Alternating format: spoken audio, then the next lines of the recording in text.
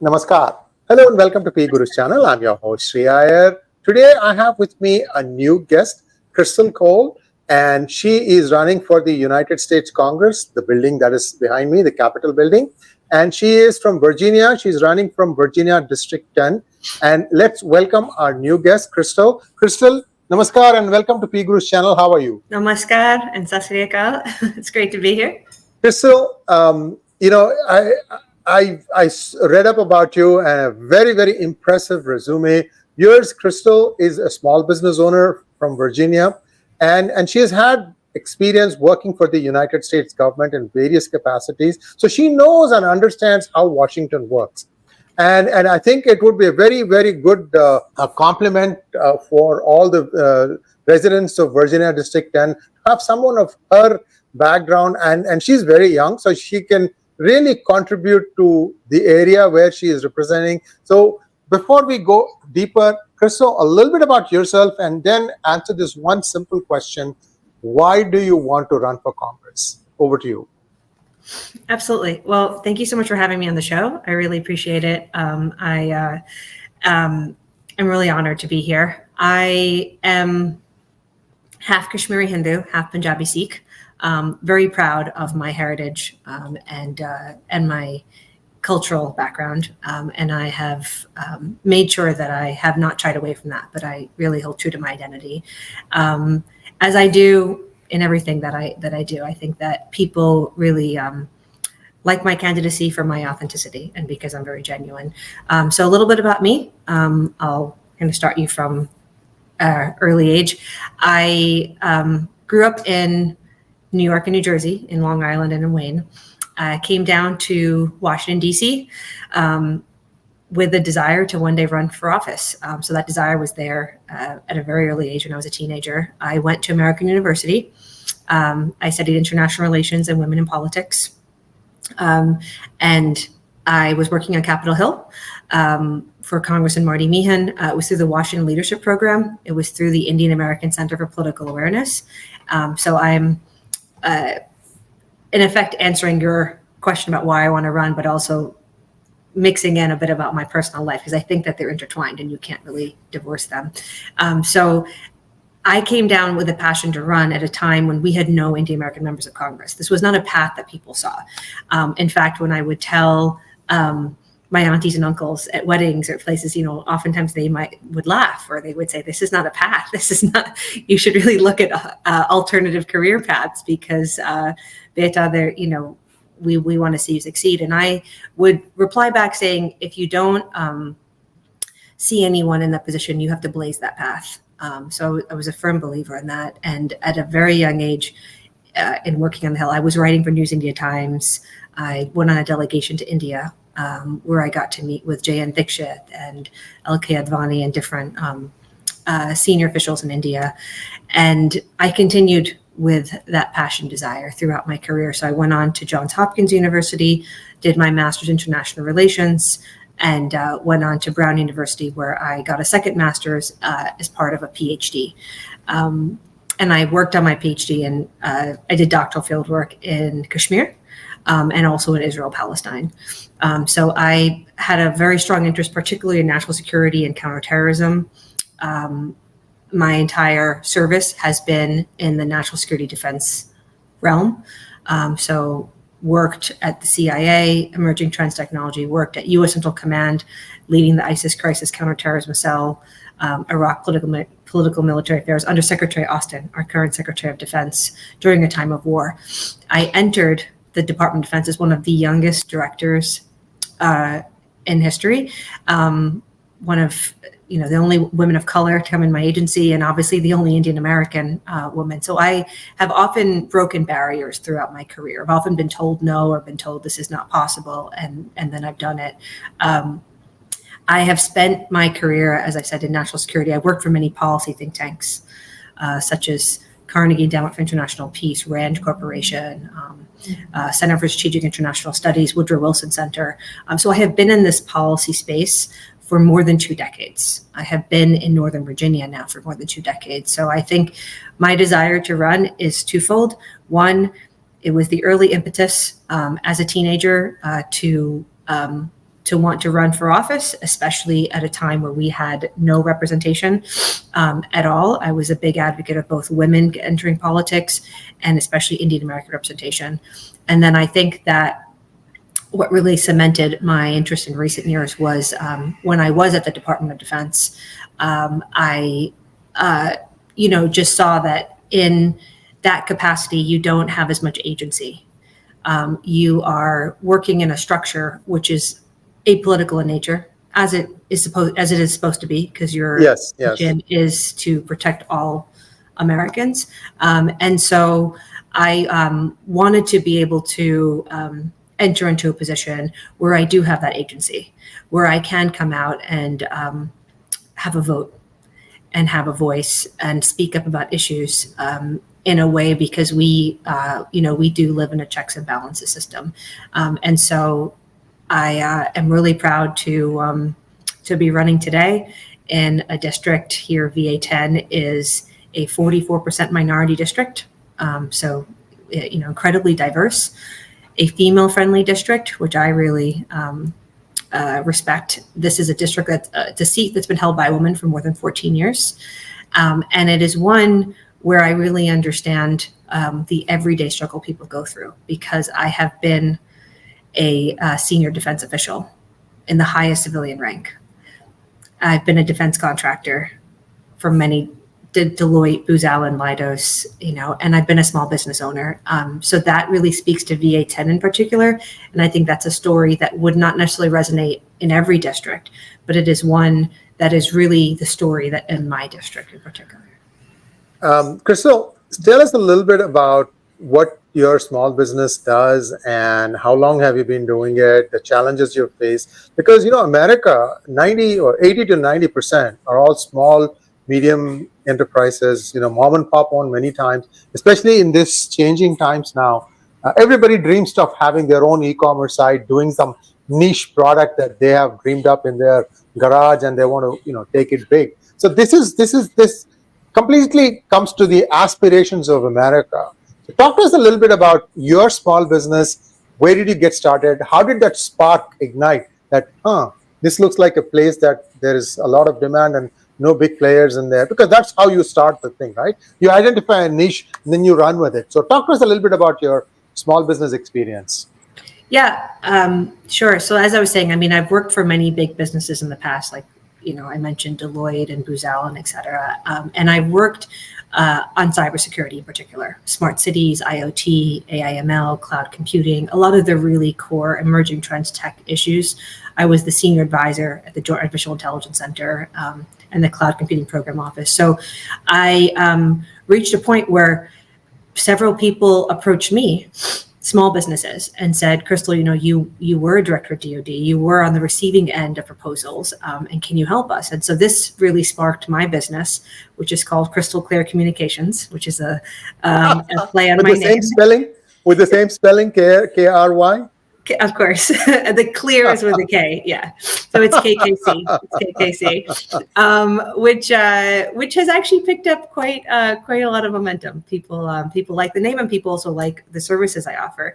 And so it, in real true American dream fashion, my grandfather came to this country with the American dream, right? I'm the granddaughter of Indian immigrants, and I really want to give that back to people here in VA10. So I embarked on this small business journey, which was really taking a lot of my defense and intelligence background and experience to help small business owners. And I help them with so I take on a lot of, for example, technology small businesses, and I help them with strategic messaging, because the same solution that you will market to corporate firms is not the way you would message to the Department of Defense, for example.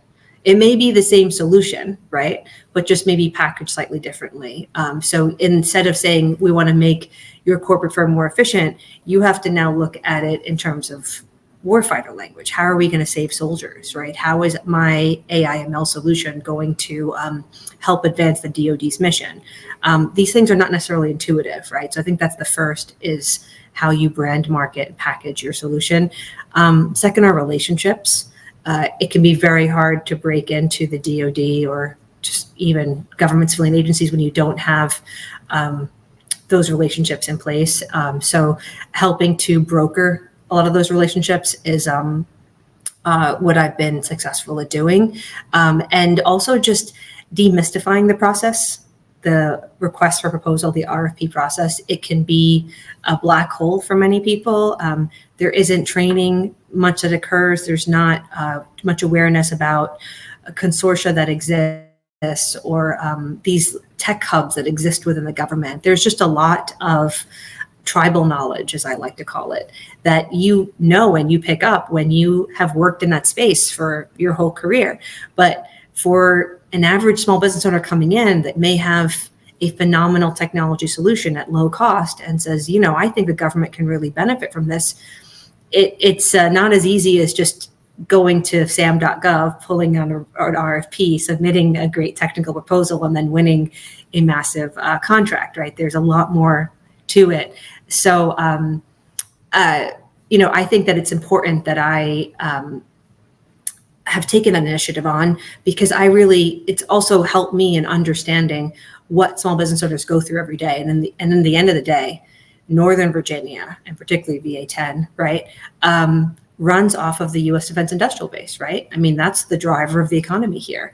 As a small business owner, what puts food on the table and what puts a roof over your head, right? It's winning contracts. There's a lot of instability that exists. There's a lot of struggle. It's subcontracting, again, is a space that is, it's not one where you necessarily can bid on, but where you may know the right OEMs that exist. And so I think that I've, you know, taken a lot of real pride and initiative in being able to help minority-run businesses. So in particular, Indian American run, IIT alum run, disabled veteran, women-owned, African American owned, Arab American owned, et cetera. And that is, it's really important that you understand that at the ground level. As you said, I think small businesses are the backbone of the economy, but in particular here in Northern Virginia, government contracting is the name of the game. And I think that everyone needs a fair shot. In Congress, I would like to pass legislation to really amplify these efforts in effectively an 8A 2.0 legislation, where it's not just for companies that have been discriminated against, but all minority-run businesses, I think, deserves that fair leg up in terms of a set-aside for government contracts. Krystle, if I close my eyes and listen to you, you sound just like some congressman or woman or a senator from DC. So I think you've got that part nailed. I'm telling you without any reservations here. Now, Krystle, in Democratic Party, there are many flavors. And would you like to say that I believe that this is where I stand within the Democratic Party? At the end of the day, everybody is inclusive. I mean, we'll all come together to vote and things like that. But where would you see yourself inside the Democratic Party? Yeah, so I identify myself as a national security Democrat. There are about 9 national security Democrats who, similar to me, come from service of national security and defense. Secondly, I'm a very moderate Democrat. So I am someone who is socially very liberal, but fiscally responsible. And I think a lot of that also stems from being a small business owner and the fact that, again, I've worked with the military, with the Pentagon, and with several of the defense and intelligence agencies throughout my career. And I really appreciate that you highlight that, because I think what ends up happening is that because we live in a two-party system, people often brand you as one way or another without realizing that there are many flavors of Democrats. There are also many flavors of Republicans, right? You could be sitting, very much on the left or very much on the right. And I think that's important, where you understand and get to know a candidate, because I think that ultimately you should vote on a candidate based on their values and not just based on a perception of a party. Because a party is only made up of different individuals who may sit more in the center or may sit more on the left or the right or what have you. Viewers, you are watching Krystle Kaul. She is running for Virginia District 10. And guess what? The primaries for the Democratic Party are on Tuesday, and we are hoping that you would listen to this conversation and that you would go out and support Krystle. Krystle, talk to us a little bit about the field that you are in right now, because you're running for a primary. And then, well, you have to get past that, and I'm very confident you will. And we'll have you back for more conversations where you can talk a little bit more in depth about a certain policy, certain vision that you share for America, also for Virginia. So talk to us a little bit about the field of candidates that you are running against. Yeah, absolutely. So it's definitely it's a crowded field, as they call it. I think that where I stand out in this field in particular is twofold. One, you have several elected officials who are running. So you've got 4 elected, 1 former, and I think I stand out in that I'm not a career politician. I'm coming in with real world policy experience. I have worked with the DoD. I have worked with UN Women, USAID, Red Cross, think tanks. So I'm someone that has on the ground experience. I've managed multi-billion-dollar budgets. I have lived in conflict zones. And I believe that what we need in Congress today is people who can get things done, break the gridlock that we've been in for so long. And that our Congress is made up of people from different paths: doctors, lawyers, businessmen and women, teachers. I think Congress is more versatile and robust with people with that real world experience. And then fundraising. So I'm really proud to have I came out of Q1 as both the in-district and the female cash on hand leader. I've been able to raise quite a lot in this race. I'm really proud that I've taken no corporate and no PAC money thus far. So I've run a very grassroots, people-powered campaign. And I think people really resonate with my candidacy in my district and also around the country because they like what I stand for. And they like that when they ask a question, they get a straight answer. I don't have any canned career politician type of answers because that's not what I have done. So. Wonderful. I wish you all the best. And on behalf of PGurus viewers, all of us, we wish you all the best. And we hope to have you back here talking about more things as you share your vision. And then this is a career choice. This is a long journey. Don't worry about it. Don't worry about the outcome. Get the processes right. That's all I can tell you. And I think you have all the things, especially you said about, not having any funding interests, PSCs and corporate sponsors. That's a huge plus in this day and age. And I wish you all the best, Krystle. And viewers, please like, share, and I'm sorry if you want to say something in conclusion. Go ahead. I just want to say a couple things. One, I want to highlight just a bit about my district, where I'm located, and then a bit on my platform and U.S. India policy. So first, for those who don't know Virginia District 10, it is comprised of Loudoun County, Rappahannock County, Fauquier County, a bit of Fairfax, and also Greater Manassas. So that is Ashburn, Chantilly, Sterling, Dulles, Warrenton, Manassas, and a bit of Fairfax. We're about 45 minutes to an hour outside of DC. Again, election is Tuesday. Early vote has been going on since May 3rd. It will close tomorrow, Saturday, end of day. And would love your support and your vote, would love contributions. We're trying to push out our ads here in the final stages of, so you can actually find me at Call for Congress. It's KAUL for Congress.com. And just to highlight 3 of my core issue areas are one is gun safety. So I stand very strong on fighting against, loose gun laws that we have in this country. I've lived in conflict zones. I bore witness to 4 people getting murdered down as I saw cover, which was very traumatic. And I think that we need to ban assault weapons. We need to make sure we have safe neighborhoods, safe communities. As a Nash County Democrat, I believe that starts with public safety at the very core. women's reproductive health freedoms. We need to protect our right to choose in this country. I want to codify Roe v. Wade. That would be one of my first missions entering into Congress. Again, as someone who's really been a staunch women's rights advocate throughout my career, working with UN Women and on women's rights issues, I think that in this day and age, we shouldn't have to even talk about this issue. And we should take it out of states' hands and make it federal legislation. And third, I think we have to fight against the MAGA extremists of the country, the ones who put women and minorities in a toxic environment and who, put our troops at risk. And then in terms of US-India issues, just to highlight, I'm not just Indian American by name and by ethnicity, but I have committed my studies and my career to really understanding the US-India relationship. I believe it is the most critical relationship of our century. And for two reasons in particular. One, for trade. We have to bridge the IT skills gap. There's a lot of technological know-how and power that India has to offer and can really help the US and vice versa, and also in defense. I think that India is a natural ally of the US. I think India is the Israel of the South Asian bloc. And I think that the two countries have a really bright path to forge forward. I had the honor of meeting Prime Minister Modi personally when he came to the US and being part of some of the G20 and B20 summit activities in New Delhi. I make it a point to go back often, and I've really focused on, again, US-India issues in a lot of my think tank work.